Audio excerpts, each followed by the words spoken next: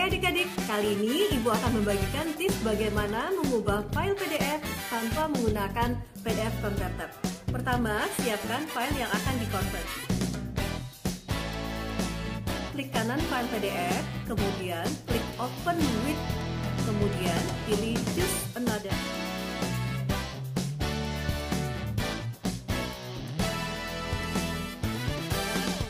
Langkah kedua, scroll ke bawah, pilih More Apps dan pilih Word, kemudian klik OK.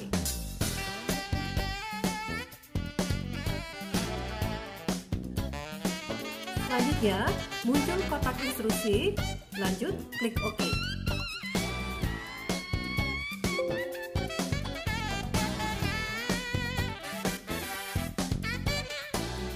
Pada bagian atas, klik Enable Edit.